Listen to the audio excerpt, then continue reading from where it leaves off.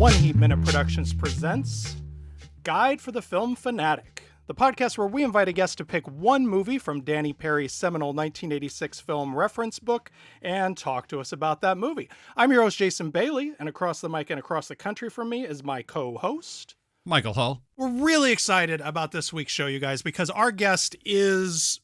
he's one of my favorite authors and one of the foremost film historians working today. His many indispensable books include Cary Grant, A Brilliant Disguise, John Wayne, The Life and Legend, Empire of Dreams, The Epic Life of Cecil B. DeMille, and The Speed of Sound, which I called upon quite a bit for the Jazz Singer chapter of my book, Fun City Cinema. His newest book, out Tuesday, is Joan Crawford, A Woman's Face, and it is unsurprisingly wonderful. It's our immense pleasure to welcome Mr. Scott Eyman. Hello, sir. Hey there, how are you? Great. We're thrilled to have you. Thank you so much for coming on. Oh, I'm glad you've got a finished copy. I don't have a finished copy. Wow. This came like a couple of days ago, and it was plain. Outrageous fortune. It was lovely because I was like, I was not quite done with the galley, and then I was able to flip it over. I want to bask in its reflected glory. It's beautiful. It's beautiful. You got the beautiful black and white photo on the cover, the early, the young. You got the spine photo here. This is new to this edition. We got a lovely back photo of Ms. Crawford a few years later. It's a handsome tome. It's beautifully written, of course, impeccably researched. If I may start with the obvious question. Why Joan Crawford? What made you decide to spotlight this artist and this life in this kind of depth? After the Cary Grant book, I vowed my next book would be about a woman. And then the pandemic hit, and I was locked out of the libraries because everybody was locked out of the libraries. Yep. So I had to figure out a way to stay busy for an indefinite amount of period. And I hit upon the idea of Chaplin because the Chaplin archives are digitized. Right. Oh, got it.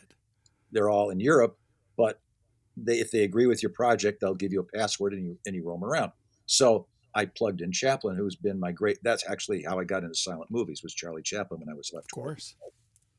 So that was a happy accident, really. But without the pandemic, I probably wouldn't have done it because it wouldn't have occurred to me. Mm-hmm. And after the pandemic, I was finishing up Chaplin, and then it became, now it's definitely time to do a woman. Definitely. So then it became, which woman? And Betty Davis, no. Katharine Hepburn, there's a couple of good books on Katharine Hepburn, and I'm not one of those people who feels they have to write the fifth book on a given subject. Audrey Hepburn, ditto. A couple of perfectly good books about Audrey Hepburn. Barbara Stanwyck, Vicki Wilson might finish her thing. She might not, but I'm not going to dive into the middle of a 2-volume work. So let's move on. And basically by process of elimination.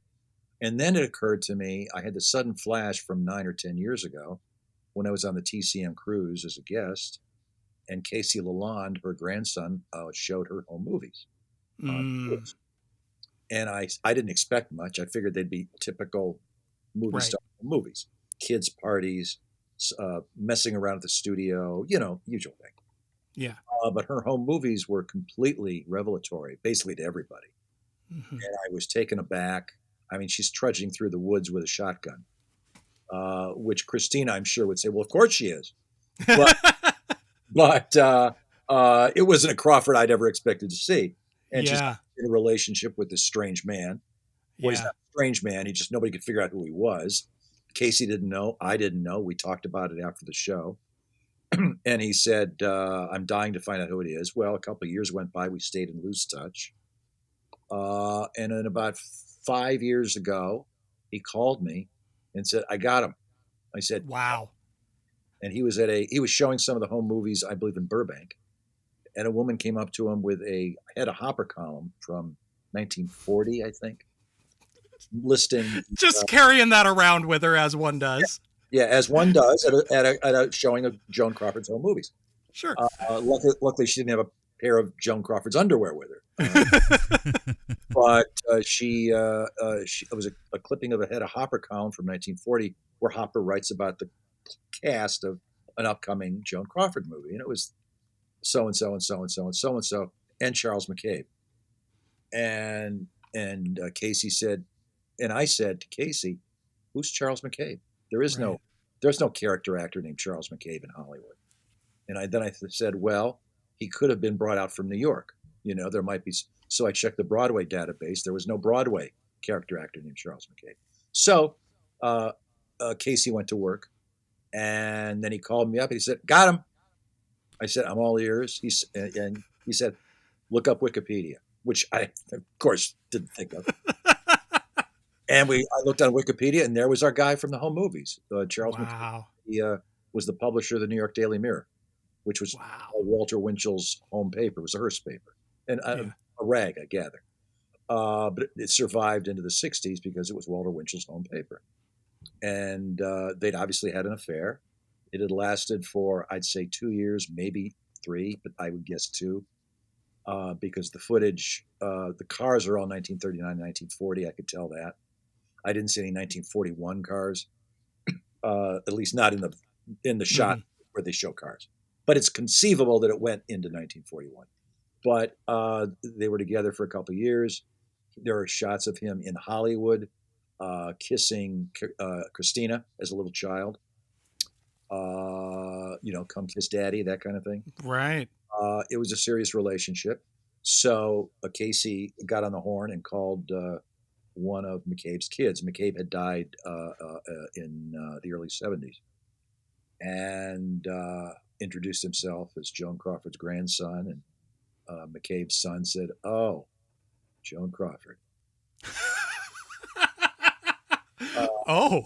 And he went on to say that after their father died, he and his brother had gone through their father's desk, and they had found a stack of Crawford letters.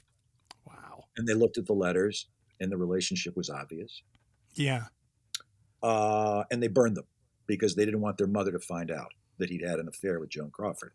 Wow. As it turned out, he'd had numerous affairs with numerous women, but Crawford was the famous one, Mm-hmm. And evidently his wife had never known about anything. And he had told Crawford that his wife wouldn't give him a divorce. In fact, he never asked his wife for a divorce. Right. So, John Cheever, episode 27. Mm-hmm. Mm-hmm. Those scenarios. She had kept the home movies were in a closet in a couple of film cans with adhesive tape around them, and they were marked Charles and me. Well, we knew his first name, but we didn't know McCabe. Yeah. Through a process, Casey's process, we found out.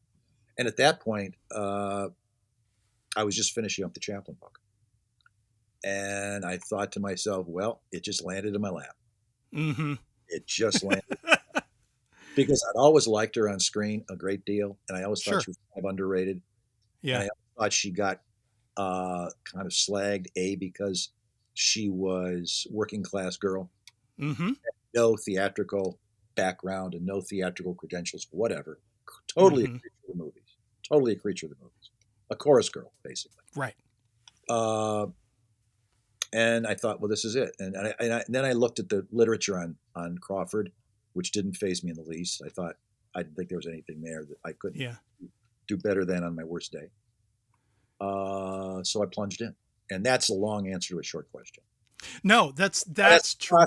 That's the process. And it's a long process. It's the longest process I've ever had because it goes back 10 years.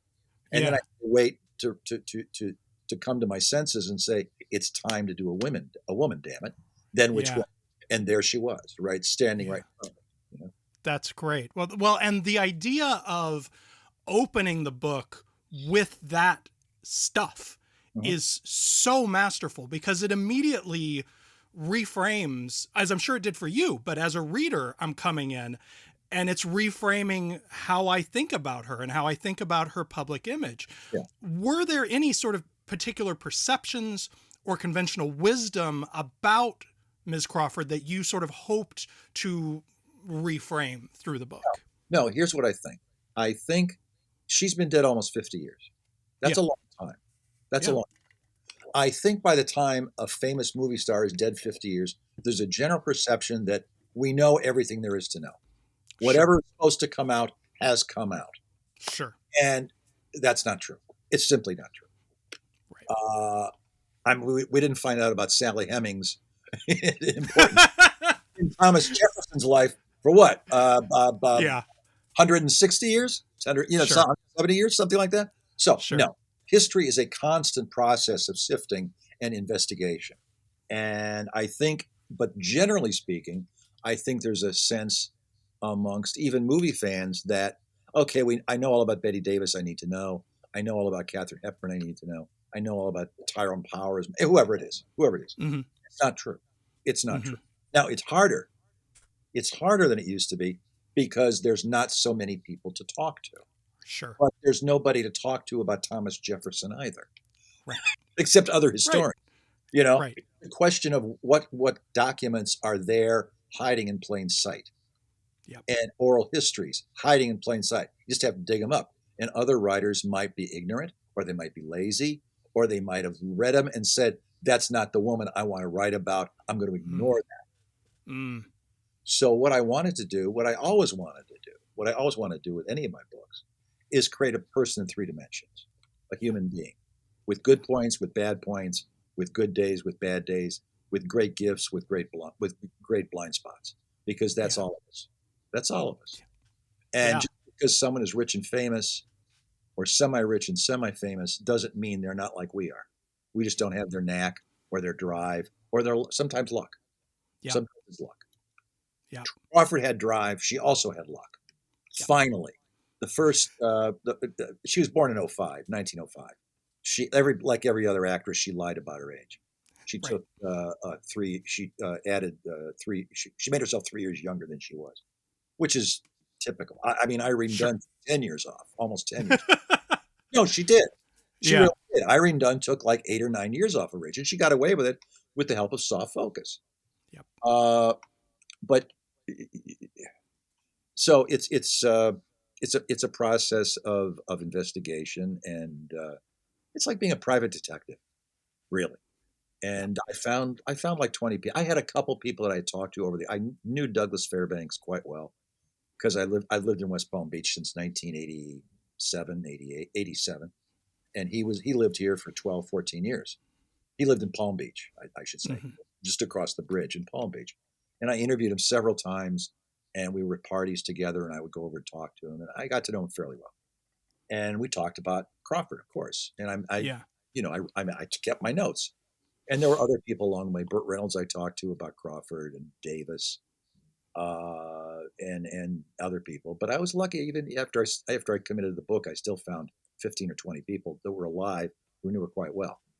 Great. And I was, besides the stuff in the archives at USC or the Academy, and I wasn't sure I would, but I did, Yeah. and my luck Yeah. continues to hold because it's got nothing to do with skill.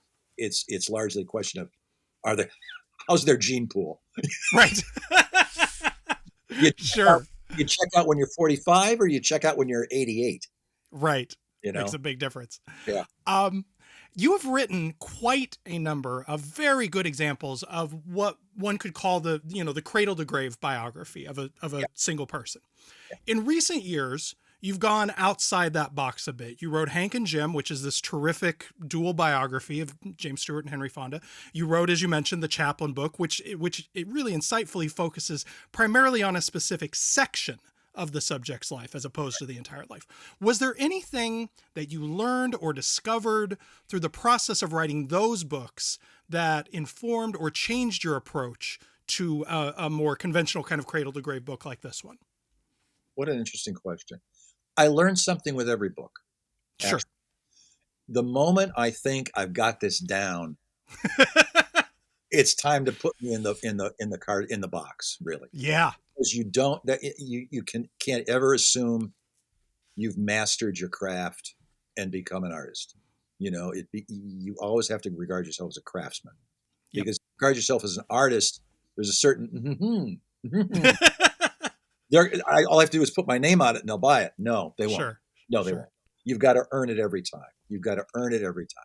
It's more like being an athlete than it Hmm. is like being a fine artist. In that you might have hit 335 last year, but that's not going to save you if you're batting 240 this year. It's not. And I don't want to belabor a sports metaphor, but you've got to always give your level best and hope that your physical skills and your emotional stability and your stamina haven't begun to weaken. Luckily, writers have longer careers than athletes. Please, Jesus. Got it. All right. So what film did you select from Guide for the Film Fanatic to discuss with us today? I thought Grand Hotel. All right. Then let's watch the trailer for Grand Hotel. And we love these trailers for the podcast that are all sorts of text. So I'll read. From MGM's treasury of all-time great motion pictures, we have selected as our next attraction a film that during the years thousands have asked to see, either again or for the first time. So this is a re-release trailer. We don't have the original. For the movie treat of a lifetime, enjoy a superb entertainment with the 7 stars of MGM's Academy Award-winning Grand Hotel. And there it is. Greta Garbo, John Barrymore. We were drilled like little soldiers. No rest, no stop. I'm usually not fully on board with the whole people have no attention span argument anymore, but they were really assuming a lot of attention span at the top of that trailer. Yeah. You were in a captive seat. Maybe they thought you were in the bathroom. I'm just saying there's a lot of faces in this movie, and they took a while to show them. They do. They do. Felix Benvenuto Freiherr von Geigen. My mother called me Flix. These two are so good together. No. Flix. Oh, that's sweet. And how do you live? And what kind of a person are you? I'm a prodigal son, the black sheep of a white flock. I shall die on the gallows. There's the woman of the hour, Joan Crawford. Entirely different from what I expected. Different? How? Oh, I don't know. I thought you were more of a coquette. Not so ladylike. What did you expect? Wouldn't you like to call me by the first name? Well, I don't know what he wants. I never saw him before. I know you. I've kept your books for you, and I know all about you. If And Lionel Barrymore. employees was half as stupid in a small way as you are in a big one. What are you What, did I miss something around the birthmark? Did I miss No, some I don't think piece it's of information about that? I Or don't think so. was it just a sort of uncommented fact Yeah, of that yeah. character? It was. I believe so. But yes. it wasn't like natural to the actor. No. We'll get into that. Okay. Okay. Grand Hotel is an early stab in an all-star cast mega movie, rare at the time, as Mr. Eyman notes in Joan Crawford, A Woman's Face. It was released in 1932, so we're still in the early talkie pre-code era. According to contemporaneous reporting in Variety, MGM financed the stage production of Grand Hotel and in return acquired the film rights. Raffaella Otiano, who plays Suzette, was the only cast member from the Broadway production to make the transition, although Irving Thalberg initially wanted to cast Marie Dressler in that role. An early item in The Hollywood Reporter claimed MGM was planning for the male leads to be played by Clark Gable, Jimmy Durante, and Buster Keaton, the latter two of whom MGM was trying very hard to make into a big deal comedy team. Unsuccessfully, if you've seen any of those movies. All right, Mike, what does Danny Perry say about Grand Hotel in Guide for the Film Fanatic? Danny says, Heartbreak Hotel is more like it. MGM classic, a Best Picture winner, is set in Berlin at a luxurious hotel where only disillusioned people seem to stay. There are 5 major characters. Greta Garbo is a ballerina who wants to be left alone but is lonely for love. John Barrymore is a down-on-his-luck thief passing himself off as a baron. Lionel Barrymore is a dying man who spends his life savings in order to buy himself his first good time. Wallace Beery is a cold-hearted industrial magnate, and Joan Crawford is a secretary who wants to become a movie star and is willing to sleep with Beery if it will help her achieve her ambition. It's John Barrymore who helps Garbo, Lionel Barrymore, and Crawford overcome their self-pitying depression. A thief who gives something to people cannot survive. Adaptation of Vicky Baum's novel mentioned Im Hotel is erratically acted by the male stars, but Garbo and especially Crawford, who is never more appealing, glow, as Hollywood stars once did. Crawford's scene with Lionel Barrymore is bizarre. Directed by Edmund Goulding, Billy Daniels was the cinematographer, remade as Weekend at the Waldorf in 1945, also with Louis Stone and Jean Hersholt. All right, so let's start sort of with what's your history with this particular movie, Mr. Eyman? Do you recall sort of when you first saw it and how it struck you? I recall exactly. It's the first Joan Crawford movie I ever saw. Oh, wow. It was okay. It was on a double bill with Dinner at 8, which was the general way that MGM would book it. Mm-hmm. And I thought Dinner at 8 was a better movie as a whole. Mm-hmm. But I didn't think there was anything in Dinner at 8 that could come up to Crawford's performance and Barrymore's performance. Yeah. Garbo, I thought, and I still think, it's one of the few Garbo performances that I think a little less, just a little less. Coming in a little hot, Greta. Yeah, coming in a little fast. But I'm going to go right off the edge of the aircraft carrier. She's a little over the top, I think. Sure. And I'm not sure why, because Barrymore's not. Barrymore is really scaled down and very, and he's not, she's on in a different scene than Barrymore is. Barrymore's kind of acting like a love-struck swain, but in a very subtle way. It's one of his better performances, I think. And Barrymore could be all over the place. Sometimes he's magnificent, and sometimes he's just sliced the ham thick, But it depends on his mood and how drunk he was. Sure. But he's sober here. He seems to be absolutely cold sober, and he's very, very good. I can't say the same for Lionel Barrymore, his brother, who is always a terrible. I can feel spikes being driven through my palms whenever I'm watching. I could tell from the prose of the book that you're not a fan. No. I cannot abide Lionel. But Crawford is, I think, really, along with Barrymore, the best thing in the picture, without question. Yeah. Because she's real. Yeah. And it would have been easy for her to look at the rushes and think, oh, I have to go big. Because Garbo's giving like a ballet performance. It's to the pitch to the balcony. And she could have tried to compete with Garbo, but she doesn't. She scales herself absolutely real, and her desperation is palpable. Not as an actress, but as a character. Yeah. And Adrian never dressed her better. The clothes are just perfect for her.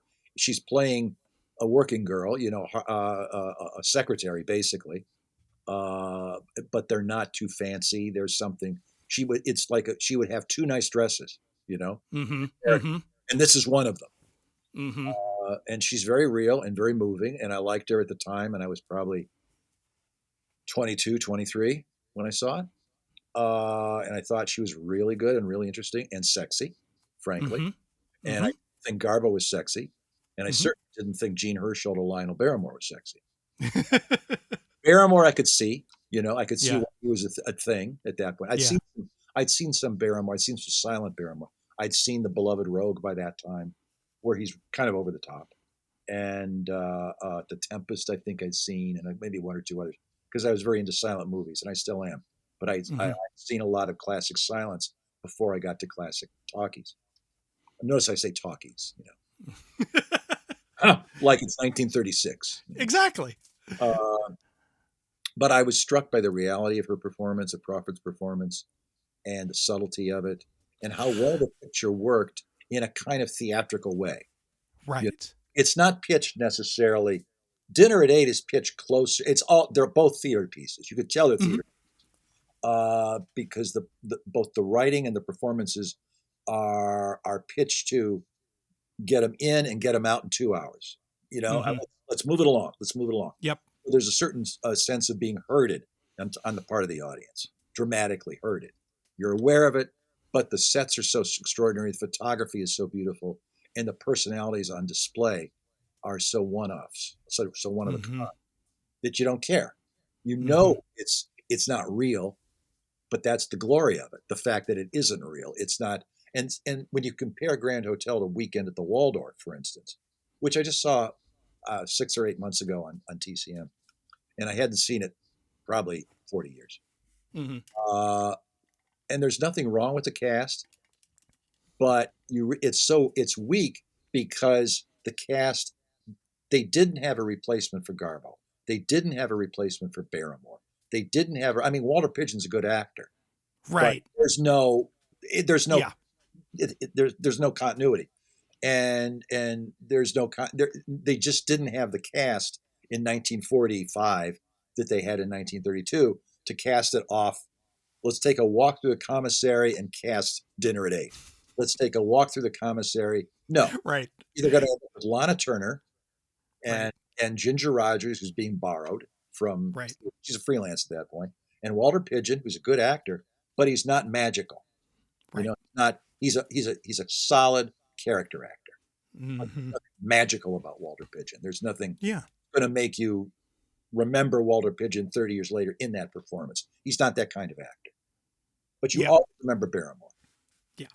You know, and you especially remember Barrymore in Dinner at 8, even more than Grand Hotel, because he's really great in Dinner at 8. The self-loathing, the dramatization of the third stage alcoholic, which is something he knew about. Mm-hmm. Because it doesn't have to act that much. Let's face it. He knew all about alcoholism. Sure. Sure. And he's brave enough to expose himself in that way. You know. Yeah. The simultaneous vanity and self-loathing. Those are the two halves of the character. Larry Renault. Those are the two halves. Vanity on the one hand and self-loathing. And how do you manage? How do you assemble that in one human being? But actors can do it. Actors can do it, good ones. And good ones can do it. And Barrymore actually does it, and he makes you believe him, and he makes you feel for him. So it's a question of personality and size, acting size, talent size, charisma size. And the Waldorf simply doesn't have it, whereas a Grand Hotel and Dinner at 8 do. I want to go back and drill down a little bit on something you said a minute ago about Crawford, which is about the sort of almost contemporary energy to her performances, the subtlety, the sort of realism that she's playing. You know, I saw this one for the first time. I want to say it's only been a couple of years since I first saw it.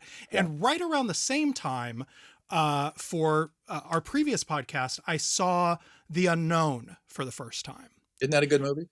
My God, it's so good. And in both of them, I was really... What's that? And she's good. She's impeccable in it. In a nothing part. There's nothing to play there. Yeah. But you don't take your eyes off of her, and neither does Chaney. And you understand why he can't take his eyes off her. Yeah, exactly.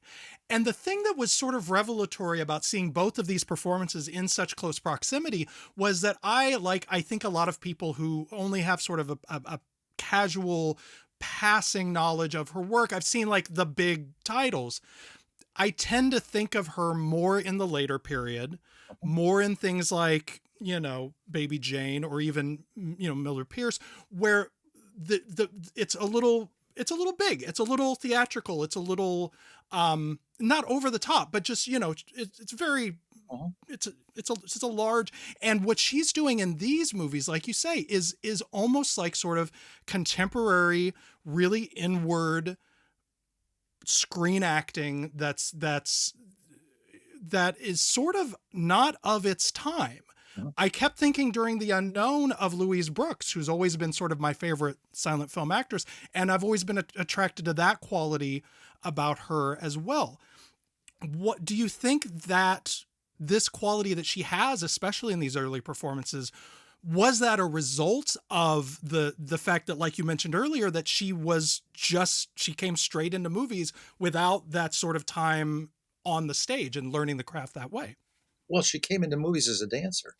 Yeah. She was working for the Schuberts as a chorus girl. And as she was honest enough to say, I wasn't good enough for the first line. I was in the second line of the chorus. And I love that about her. I love that. And she's saying this in the 60s. I found that interview she did in the 60s, an oral thing she did in this. And I love that honesty about her. Yeah. And this, again, she sounds like Louise Brooks, because Mhm. Louise Brooks would say something like that. I wasn't good enough Yeah. to be in the Yeah. first line, you know? Yeah. And I think Stanwyck would have the same honesty. Uh, Mm. I don't know if Stanwyck was in the second line over at Ziegfeld. She was working for Ziegfeld, but the point remains, I love that honesty that I wasn't good enough to be in the first line of the chorus. And that, by God, when we went to the Schubert archive and we dug up some photos from the couple of shows she did at the Schuberts, she's in the second line. She's over, she's over in a corner. Right. You can see her clearly. She doesn't look like Joan Crawford. She looks like Lucille Lesueur. And Lucille Mhm. looks like Joan Crawford. But once you see Mhm. Lucille Lesueur, you can pick her out because Yeah. she was 15 pounds heavier. Her cheekbones hadn't popped out. Because her eyes hadn't popped out. She still had the extraordinary color of her eyes, Mhm. but they weren't like searchlights like they were when she lost 15 pounds or 20. Might have been 20. She said 15, but who knows? It might have been 20. Yeah. So she was telling the truth. She was in the second line. Yeah. I Yeah. love that honesty about her, and she came to acting incrementally. Mm. I don't think it was an ambition. I Mhm. think it was an accident. Yeah. I really do. I don't think she thought to herself, "I'm going to be a movie star," until she Sure. got to MGM and looked around. You know, for a $75 a week starter contract, which everybody got, in their, Right. when they were 21 years old at MGM. Unless you were, Norma Shearer, who probably got $300 to start, already had his eye on her. Uh, Right.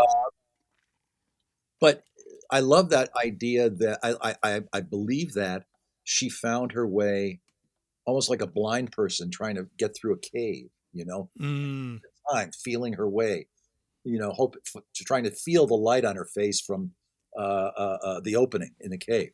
I don't think she had a vision until she worked with Lon Chaney, and she says that. I found those wonderful quotes Yeah. that I use in the book, where she learned how to act from Lon Chaney. Totally, totally. Yeah. That was Yeah. it. That was the experience. 6 weeks with Lon Chaney, and there the light went on. The light Wow. went on, and it never really went off. But that Yeah. was the beginning of her. Oh, I get it. I, I see what he's doing. Yeah. And basically, it's concentration and focus and an idea in your head you don't let go of what this character is. Mhm. And if there's a response, there was an electric response. She gets there in 1925. Nothing much happens for over a year. She does The Unknown in late 26, early 27. Mhm. So she's just feeling her way for over a year. Mhm. Small parts, and they don't know what to do with her. Her hair's wrong. She doesn't lose the weight right away. She's costumed wrong in retrospect. So Mhm. it's not like she bursts on the screen like Garbo did, for instance, where Sure. you see her in Ghost of Berling, and oh shit, there's Garbo, Yeah. and she's Garbo Yeah. basically. Yeah. But she's Garbo. I don't know is an actress. I think she's a presence. Mhm. Mhm. Uh, No, that's accurate. I would go along with that. I'm Yeah. not entirely sure that she was an actress. I just think she had an incredible personality and a sense of the lens, you know. Absolutely. And she could only be herself refracted through character. Mhm. It's very interesting, but Yeah. Crawford assembles herself incrementally, really, Yeah. piece by piece. Cheney gives Yeah. her concentration and focus and how to project through the lens, I think. But a lot of people worked with Lon Chaney that didn't end up like Joan Crawford. You know, he worked with a lot of ingenues and nothing happened to him. Absolutely Mhm. nothing happened to him because they didn't Mhm. have an X factor, because they weren't focused, or maybe because they just didn't pay attention to him and see how Right. hard he worked and how hard Right. and how much he could project through the lens onto the film. Yeah. That's the Well, key. and that's That's yeah, and it's one. There are people who give great performances in front of the camera, but once you look at the footage, there's nothing particularly interesting. But on the set, this looks fine, printed. mhm. But when you look Mhm. at it, it's just they're just acting. Yep. They're just acting. They're not being. Yep. Crawford had a way of being. Yeah. Not all the time, Sure. but at her best, when she felt a synchronicity with the character, with the script, with the director, you know, Yeah. then magic could happen. Then magic Yeah. could happen. I'm not saying everything she did was, oh my God, she's spectacular. She never put a foot wrong. No, that's ridiculous. There's no Sure. actress on earth you can say that about. There's no actor on earth you can say that about. But I'd say her batting average was pretty good. Pretty good. Pretty good. Pretty good. Pretty good. One of the really fascinating sort of running themes throughout the book is how hard she worked. Like, she took none of this lightly. She did none of this casually. I found myself, because, I rewatched it while I was reading the book, I found myself really listening to her diction and very aware of how crisp it is and how hard, how the work she's doing to speak the lines well. You write in the book that Crawford loved the experience of making Grand Hotel. Tell us a little bit more about what that experience was like for her. Well, on the one hand, she was petrified. Sure. Because of Garbo? Because of Garbo, because she adored Garbo. She worshipped Garbo. She didn't understand how Garbo did what Garbo did, but then nobody else did. I'm not sure Garbo understood what Garbo did. Really. Sure. But she was intimidated. Yeah. But she doesn't have any scenes with Garbo, unfortunately. Right. They're in two different movies. They're in different movies in the hotel. No, they are. Right. She has scenes with Barrymore, which is when he showed up and he wasn't drunk, Yep. he was a hell of an actor. He really was. Yep. And he's great with her, and he's delighted with her. You can see him drinking her in and thinking she's funny and cute, and he's been scoping her out for all I know. Sure. But even maybe it's the character, maybe it's Barrymore, but you can see that he's enjoying working with her. He's alive to her because she's alive to him. And that god-awful Wallace Beery, she survives Wallace Beery, who's the worst actor on the MGM lot for a quarter century. I mean, he was just appalling. Not just an appalling human being, he was, but he's a terrible, terrible ham. Just the worst ham in the business. And the audience loved him, and Louis B. Mayer loved him, and his films pots of money, and they're all crap, and he's just atrocious thing. But there he was. What are you going to say? He was the right guy. He was the right bad actor in the right place for the right audience. Yeah. She's even good with him. Yeah. She's even good with him. Yeah. And he's doing an accent, for God's sakes. And he has no ever doing accents. Not a dialectician, Mr. Barry. No. We would be remiss to discuss Grand Hotel without mentioning that, of course, it includes Garbo's signature line, "I want to be alone. I just want to be alone." I think it's really interesting that no one quotes when Barrymore insists back to her correctly that she doesn't want to be alone. That little bit of context, I think, is really important. It really is a pleasure to watch her emotional arc in this movie. I think the way that you see the character that she presents and the way that Barrymore kind of brings her out of that shell is really charming and really lovely. And they have a nice energy together, don't you think? I wish they would have worked together again, Yeah. And you realize, for instance, how good he is with her when you see how indifferent Madge Evans is with him in Dinner at 8. Right. It's a more conventional part, admittedly. Right. But she's nothing. She doesn't bring anything to the scenes, and he can't do anything with her. Yeah. But there's another thing about Grand Hotel I love, and I think this has more to do with the film's success than we like to admit: the physical production. Oh yeah. The art direction, the sets, yes, the photography. Which is that actually camera. Dinner at 8 is a better script, I think. Yeah. Actually. Yeah. But the physical production of Grand Hotel is breathtakingly lovely. Those sets, the doorway, the revolving door into the hotel. Oh God, the photography. No. Those overhead shots at the beginning, the way that he's moving that camera is really impressive for an early talkie. MGM. That looks like Lubitsch. That opening reel, it's like Lubitsch. directing it. It's the camera's on its toes. Yeah. The exposition is bang, bang, bang, Yeah. bang. And then it settles down to a more conventional theatricality. But no, Goulding or perhaps Thalberg or the two of them together, because Thalberg was hovering over it and Paul Byrne was the line producer. So he had to be partially responsible, certainly. But to me, that movie is MGM at its best in terms of the overall cumulative package, the sets, the lighting, the camera, the actors, the mood. Dinner at Eight's better as a script and better acted. Probably it's got Marie Dressler, like Wallace Beery with talent. Kind of big theatrical, big but delightful at the same time, and moves on her toes somehow. Yeah, dramatically, comedically, she's marvelous actress.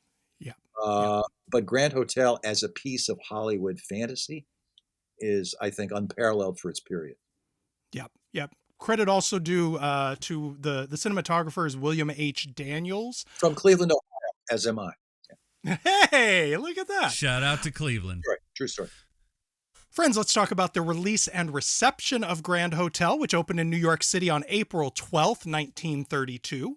Also playing in NYC that week, the original Scarface, James Cagney in The Crowd Roars, Kay Francis in Man Wanted, Maurice Chevalier in 1 Hour with You, Spencer Tracy in Disorderly Conduct, and Tarzan the Ape Man. Mike, what were the news headlines on that day? Bro, don't read the paper. Just go back in the movie house. Just don't even bother. Oh, dear. Jesus Christ. April 12th, 1932, and the Gray Lady was consumed with the stock market crash and trying to understand what the hell was going on with this depressed economy. I didn't see the literal phrase Great Depression in the articles I read, so it may not have had that branding yet, but it was clear that everyone was getting in a panic. Sure. I read several articles about congressional hearings and studies and blame being laid around all over the place, and the one thing that is clear to me is that nobody actually knew what the fuck is going on. Okay. But if you needed a distraction from your economic woes, no worries. There was tons of stuff about Hitler, too. Oh, I'm telling you, go back to the movies. Everything is terrible except the movies.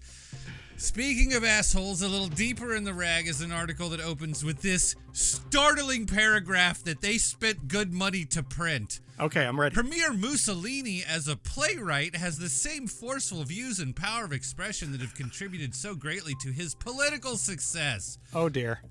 His dynamic personality injects itself into his dramas as strongly as it does into his other fields of activity, says his collaborator, some fucking asshole in Italy of the opera, whatever the fuck. I couldn't care less what comes next.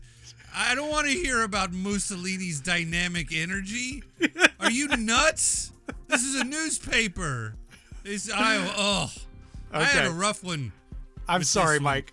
I'm sorry. Finally, on page 7, let's get into academia. Let's see if things are looking a little better in the sciences. Okay. It's a long article about A.M. Carr Saunders, professor of social science at Liverpool University, who's been spending his late nights thinking about other people's sex lives. See, he was concerned about the falling birth rates in the British Commonwealth and felt the burning need to warn the world that white people would be going extinct. Oh, boy. With a prediction of the hard year of 2000 as the deadline for when the trend would become irreversible. God damn it, does no one else ever get tired of having the same conversation? These internet assholes don't look at anything that happened before 1995? This conversation is done. Can we get back to the movies? Sure. Jason, what did critics say about Grand? I usually enjoy the news segment, bro, but it was just impossible. This was a bleak one. 1932 shit. Like, at least when Roosevelt became president, the next year, he could give some helpful speeches. Even if everything was still fucked up, you could still, anyway. Okay. My God, what did the critics say about Grand Hotel, Jason?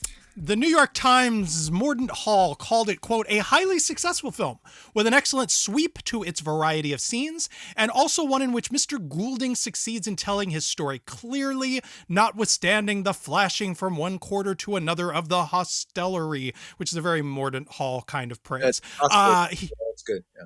Yeah. He incidentally praised Miss Crawford as well, writing that she, quote, holds her own extremely well among the galaxy of stellar performers and gives vitality to her part.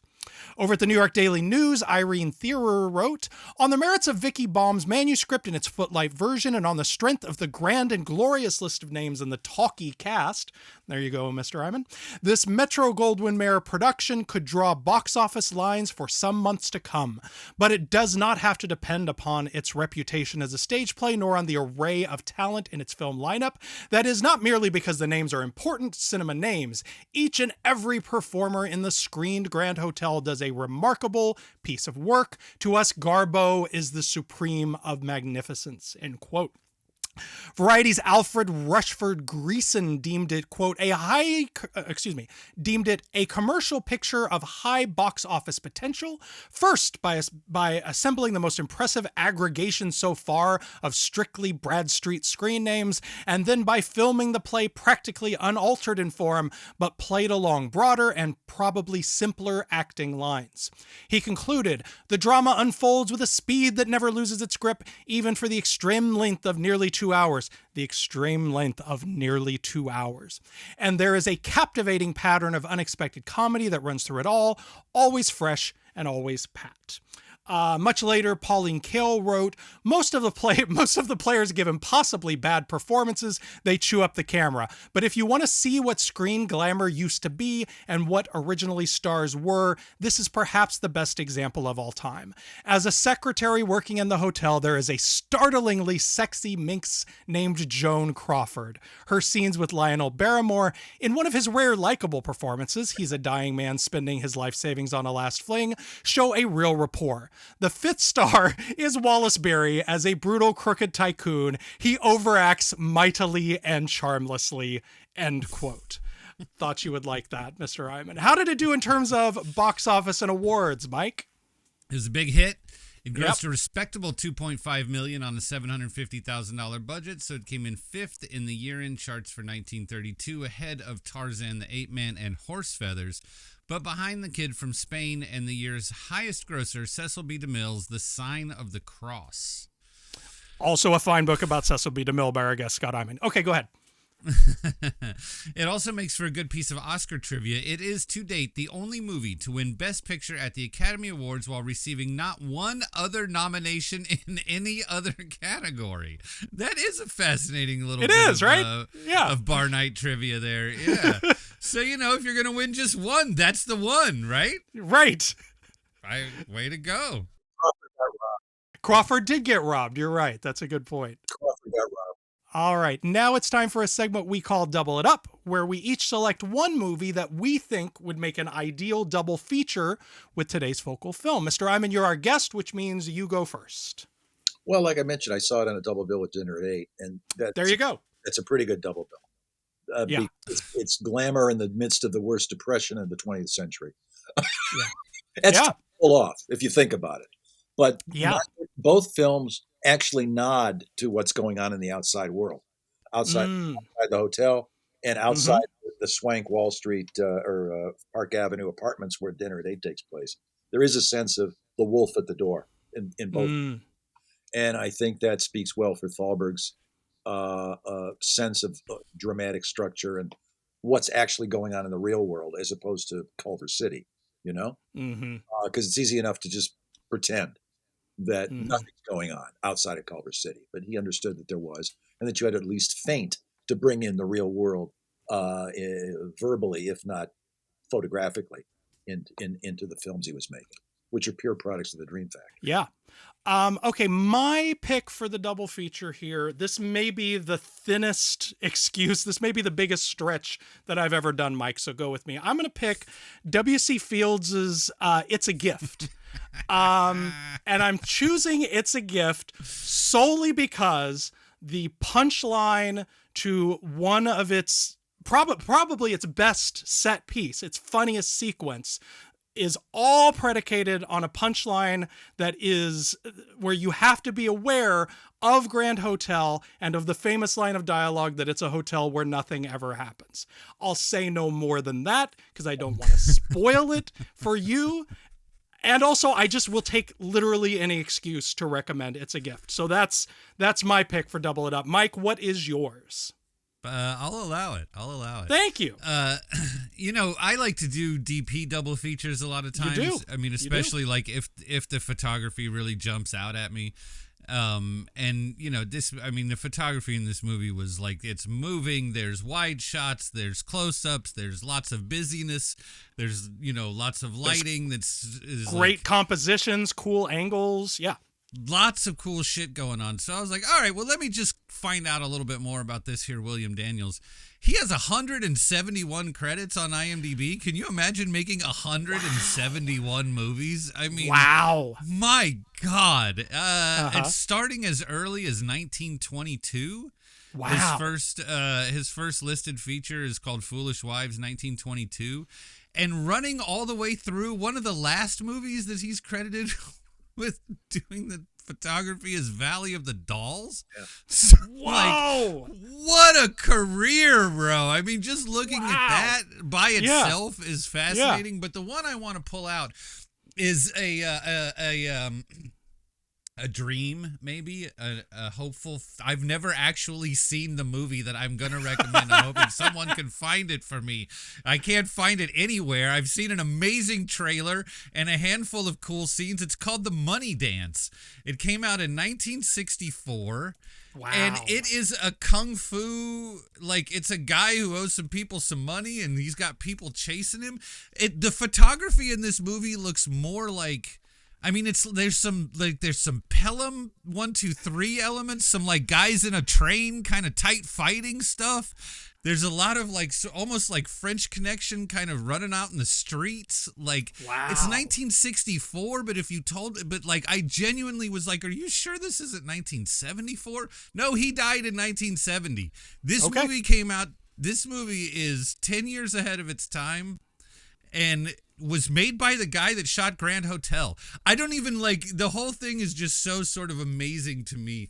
I don't know how he got on this movie. I mean, it's not an English language film at all.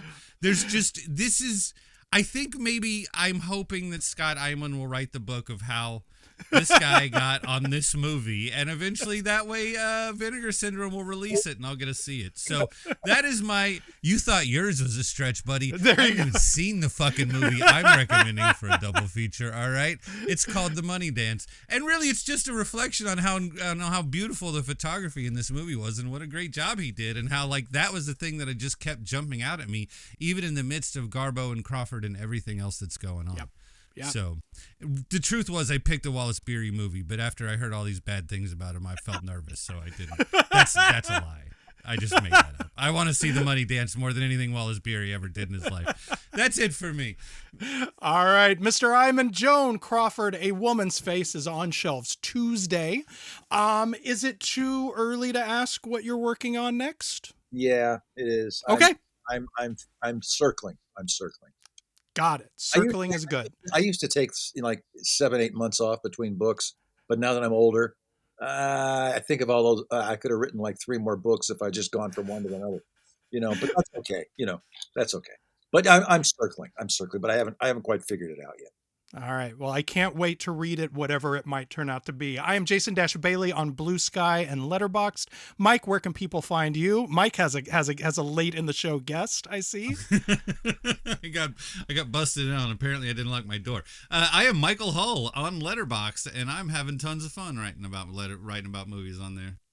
And of course, if you like the show and think other people might like it too, please do leave us a rating and or review on your podcatcher of choice. If you'd like to join our mailing list and get weekly show notes and such, you can do that at buttondown.email/filmfanatic.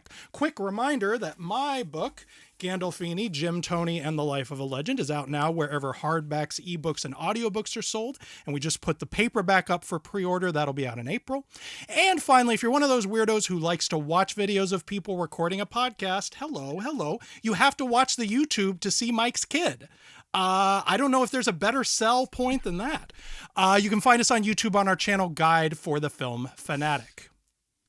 I forgot my documentary that came out on HBO is on lots of places other than HBO. Oh, as great. of this week. Am I supposed to say that too? I think Betrayal that's... at Attica on Apple Plus and Amazon and other places where you like movies. But we don't go. watch it if you're having a good day, because it's a very rough movie. Our humblest thanks to our guiding light, Mr. Danny Perry, author of Guide for the Film Fanatic. And shout out to executive producer Blake Howard, who we keep inviting to come on the show, and he replies the same way every single time. I just want to be alone. Thank you again, Scott Eyman. Thank you, guys. It's been a blast. Thank you, Mike. Thank you, Jason. And thank you for listening.